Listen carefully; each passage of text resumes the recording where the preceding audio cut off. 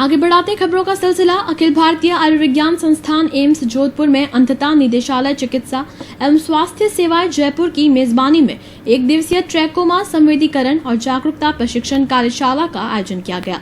इसमें देश भर के नेत्र रोग विशेषज्ञ चिकित्सकों ने भाग लिया। कार्यशाला में चिकित्सकों को ट्रैकोमा की बीमारी का इलाज नवीनतम तकनीक के माध्यम से करने, लोगों को जागरूक करने सहित बीमारी पर नियंत्रण के बारे में जानकारी दी गई। नेत्र विभाग के associate professor doctor Arvind Kumar Maurya ने बताया कि इस कार्यशाला में पश्चिमी राजस्थान चिकित्सा और स्वास्थ्य सेवाओं में कार्यरत समस्त नेत्र रोग विशेषज्ञों ने भाग लिया।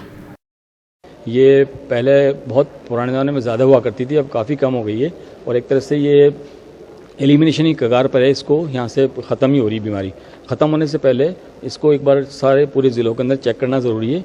इसके लिए सेंसिटाइजेशन के ये प्रोग्राम रखा गया कि सारे स्टेट लेवल का प्रोग्राम हो रहा है आज। इसके अंदर सारे नेत्र विशेषज्ञों को बुलाया गया है और बीकानेर, उदयपुर और जोधपुर जोन के सभी डिप्टी सीएम हेल्थ को बुलाया गया था।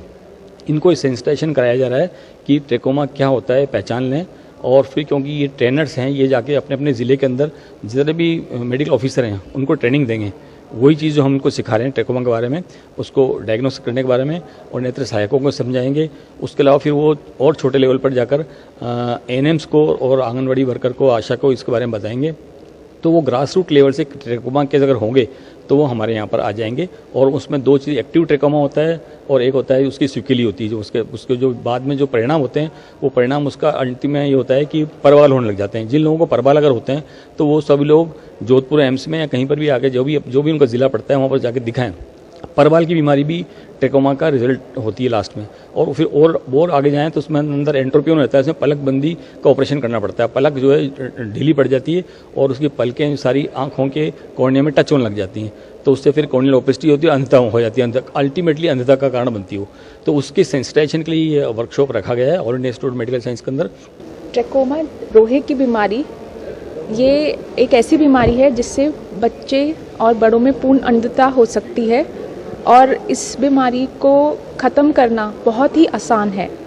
इस बीमारी से बचने के लिए या इस बीमारी को हटाने के लिए साफ स्वच्छता का बहुत बड़ा इसका रोल है। और जो भारत में स्वच्छ भारत अभियान चल रहा है प्राइम मिनिस्टर ऑफिस से, उस अभियान के अंतर्गत जितनी भी कार्यक्रम हैं, जितनी भी गतिविधियां हैं, वो सब अगर अच्छे से फॉलो की जाएं तो ये रोहे की बीमारी से बचा जा सकता है, इसे रोका जा सकता है। आज मेरा जो सब्जेक्ट है वो है कि ट्रैकोमा में रिपोर्टिंग कैसे करनी चाहिए। रिपोर्टिंग या जो ट्रैकोमा के केसेस हैं वो हर गांव, हर ज़िले में हो सकते हैं। WHO के अंदर 2020 तक हमें ट्रैकोमा सारे विश्व से हटाना है, एलिमिनेट करना है।